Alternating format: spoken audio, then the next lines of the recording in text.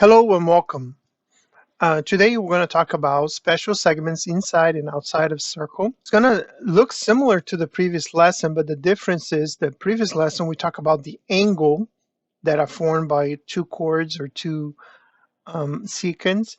But today we're going to be talking about the segments itself. So if you notice, when I have two chords like crossing inside a circle, I have four segments that are formed, and there is a property that is established. Basically, the property is the following. This segment A times segment B equals this segment C times segment D, and that's what it says right here.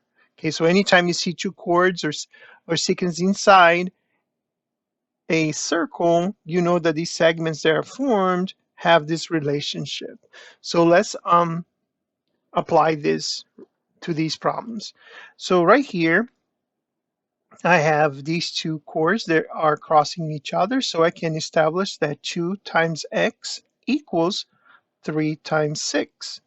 So this would be, and I can go ahead and divide both sides by 2, and 3 times 6 divided by 2, if I put that in the calculator, I'll get a 9. You can also do it in your head. 3 times 6 is 18, divided by 2 is 9. So okay, but notice that the calculator, you put it all at once, it will give you the answer as well. Here I have these two chords crossing each other, and I know that this is 2. I know that this is 10, so that means this here is 8. So therefore, I know that this is 18. So basically what I can do is x times x equals 2 times 18. X times x is x squared, and 2 times 18 is 36. If I take the square root of both sides, x equals positive and negative 6. Okay, but notice that because anytime you take the square root of both sides, it could be positive or negative, but notice that we're talking about a segment, so that it must be positive 6, cannot be the negatives. Okay, very good. Before we go on, let's remember a little bit about the quadratic formula. So if you take a moment here and let's write here, quadratic formula. Okay, quadratic formula is a formula that can be applied if you have a quadratic equation. Okay, usually the form is as follow. This would be ax squared plus bx plus c equals 0. So basically a stands for the number or coefficient in front of the x squared. B stands for the coefficient or number in front of the x, and C is the number without x. Okay, and the formula then is applied using this formula. Negative b, positive or negative, square root of b squared minus 4ac over 2a. And there we go. That is the formula for the quadratic formula. Okay, now that we kind of review a little bit about the quadratic formula, which you probably seen in Algebra 1. Okay, now we're going to tackle this problem here, which is problem number 3. And as you can see, we have two chords crossing each other inside a circle, so therefore I can set up the equation x times x plus 7 equals 3 times 6. Okay, now I'm going to distribute the x, so this would be x squared plus 7x equals 18. Now, in order for us to use the quadratic formula, we want to make sure the equation equals 0. We're going to subtract 18 from both sides of this quadratic formula or quadratic equation here. And this would be x squared plus 7x minus 18 equals 0. So now that we have that, we can know that this number here that is invisible is a 1 is your A, this would be your B, and this would be your C. So now we're going to apply that into the quadratic formula, which says x equals negative b, so 7 is b, positive, negative. Then we're going to do b squared minus 4 times a is 1, times c, which is negative 18. We divide that by 2 times 1. And so I'm going to calculate what this is in the calculator. So when I put this in the calculator, I have 121 over 2. 121 is a perfect square. If you put in the calculator, square root of 121 is 11. So then we know that's a perfect square, so it'd be positive or negative 11 over 2. So now that means I have two answers. You're going to have x prime and x double prime. X prime would be the positive route, which is negative 7 plus 11 over 2. And x double prime would be the negative route, which is negative 7 minus 11 over 2. Now, negative 7 plus 11 is 4. 4 divided by 2 is positive 2. Negative 7 minus 11 is negative 18. Divided by 2 is negative 9. Now remember, x is representing a segment, and so therefore that segment can be not a negative number, so we know that this answer here, negative 9, is invalid, and that means my only answer will be x equals 2. Okay, very good. So let's go on to the next one. Next one, we have, again, two chords crossing each other inside a circle. So we're going to set up the equation x times x plus 12 equals x plus 6 times x plus 2. So we're going to distribute this. So this would be x squared plus 12x. Then here we're going to apply FOIL, which means you multiply the first times each term inside the second parenthesis, and then you take the second term and you multiply again by every term inside the second parenthesis. So this would be x times x is x squared, x times 2 is 2x, 6 times x is 6x, and 6 times 2 is 12. Okay, first thing we're going to do is combine like terms. So first we'll eliminate parentheses, now combine like terms. So this here, there's nothing we can combine, so we just bring it down. In this case, I have x squared, 2x plus 6 is 8x plus 12. Now I'm going to try to solve for x, so I'm going to cancel the x squared. So that means this would go away. I'm going to go ahead and subtract 8x from both sides. So that means I get 4x equals 12. We'll divide both sides by 4. X equals 3. So there you go. That's my answer for the value of x. So in all these problems, we had two chords, and basically the principle that we're learning, or the theorem that we're learning, is that this segment times this segment equals this segment times this segment. We are using some of the things that we learned in Algebra 1, like multiplying binomial times binomial. We're also using quadratic formula. So this is a good review in preparation for Algebra 2. So, okay. So this dealt with the properties of two chords crossing each other inside a circle. On the back side, we're going to talk about what if the intersection is outside. So let's look at what if I have two secants or a secant and a tangent. Okay, if I have two secants, then basically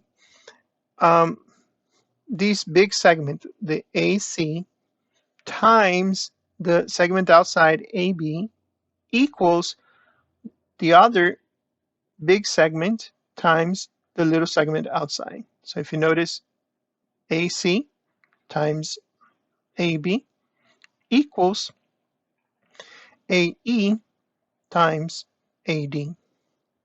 And basically that's what this is saying, okay? On the other one, if I have a tangent, it's going to be very similar. The only difference is on the tangent one, you just do the tangent, which is AB squared, equals the big segment, AD, times the little one that is outside, AC. Okay, and just a reminder, here is the quadratic formula. Okay, just it's always handy to have it there. Okay, so let's take a look at these problems. Okay, so on problem number 1, I'm looking for the value of x. And so basically what I'm going to do is I'm going to use this here, which says the tangent square, so 13 squared, equals this big segment, which we're going to call it 5x plus 9. So basically this would be 5x plus 9 times the smaller segment, which is 9. So basically we're going to distribute this. So this would be 169. 9 times 5 is 45x, and 9 times 9 is 81. Now we're going to subtract 81 from both sides. 81 goes away. 169 minus 81 is 88, equals 45x. We divide both sides by 45. And then we have the answer as x equals 1.9555.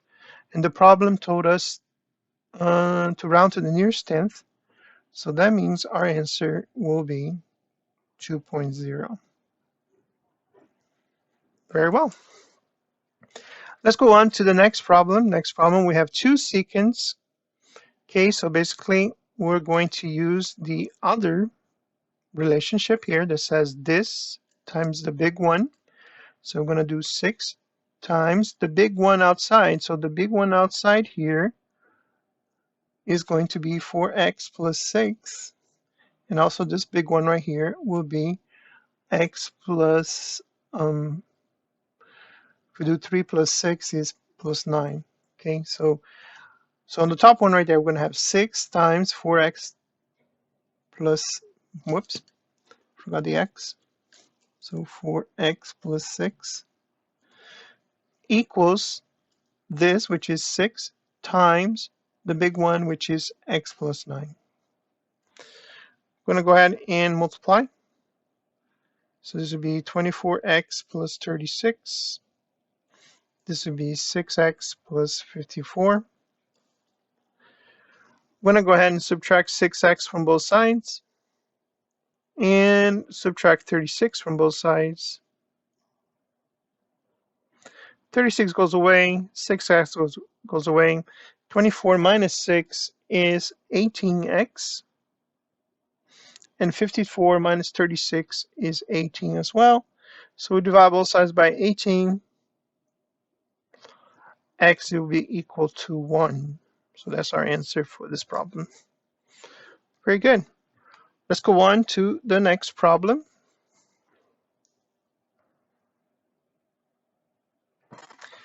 So the next problem, again, we have a tangent, so it would be 6 squared. Always remember to calculate how big this is. So this would be 2x minus 3. So basically, we're going to have 6x squared, the little one, which is x, times the big one, which is 2x minus 3. I'm going to add and distribute. So this would be 36 equals 2x squared minus 3x. We want one side to be 0, so let's go ahead and subtract 36 from both sides. So this would be 2x squared minus 3x minus 36. Okay, so now we are ready to use the quadratic formula. Remember, this is your A value, this is your B value, and this is your C value. So we're going to have x equals negative b, so this would be negative, then b is -3. So there's two negatives. One comes from the quadratic formula, and one comes from plugging in b as -3.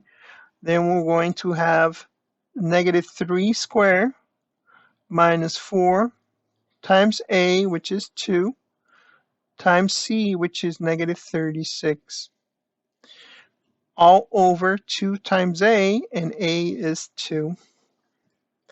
So that means we get +3 because a negative becomes a positive, plus or minus, and this is where you need to be careful.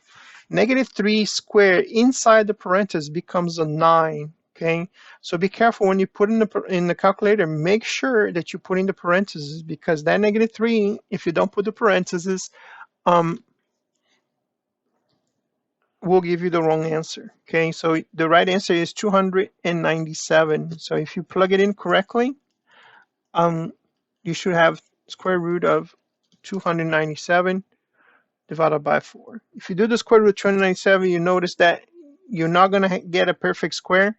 So basically, you're going to get a decimal. So this would be 17.2337 over 4. Okay. So that means you're going to have two answers, x prime and x double prime. Okay. And if we add this, this would be 20.2337 over 4, which equals 5.1. If we do the negative route, that means 3 minus 17, you're going to get -14.2337 over 4. And you're going to get an answer that, excuse me, that is -7.1. So now remember, x is representing a segment, so therefore you cannot have a negative number. So that means your answer is going to be the positive answer, 5.1. Very good. Let's go on to the next and final example. It's going to be very similar to the next one. So if you like to practice, you can go ahead and stop the video. And then when you're ready to check your work, you can restart the video.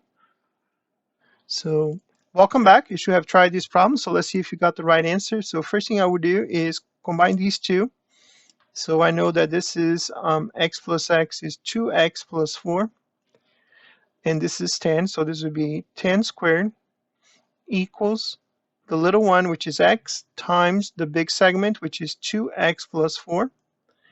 We're going to distribute this. So this would be 100 equals 2x squared plus 4x. We want one side to be 0, so we're going to subtract 100 from both sides.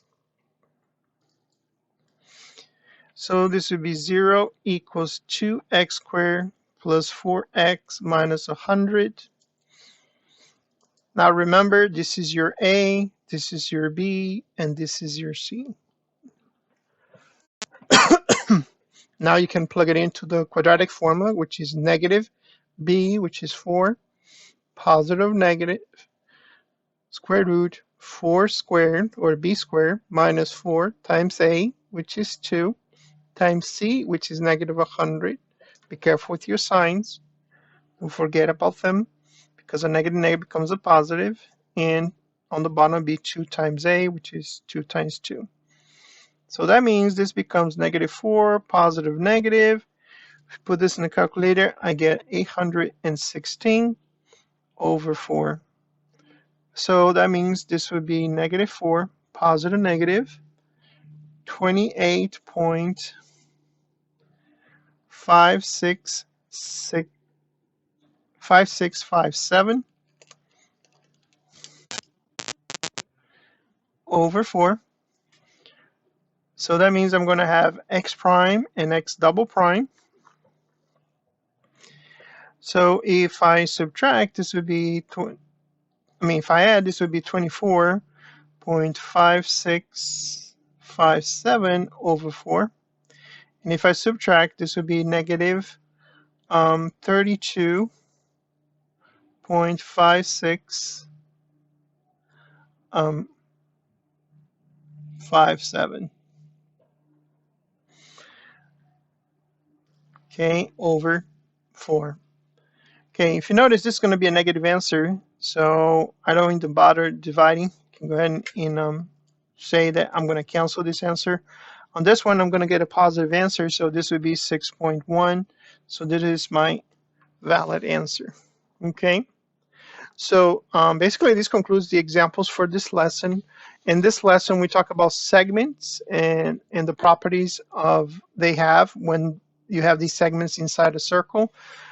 Okay, so basically if you have two secants crossing outside of a circle, that means this segment, like the little one right here, times the big one equals this little segment times the big one. And if you have a tangent and a secant, then this would be the tangent square equals this segment times the big one. And don't forget what we learned on the previous page, where we have two chords crossing each other inside the circle, and that means this segment times this equals this times that. So this is the lesson on special segments inside and outside of a circle. Thank you very much for your time, and I hope this video was helpful for you. And now you can do your assignments. Have a great day. Bye-bye.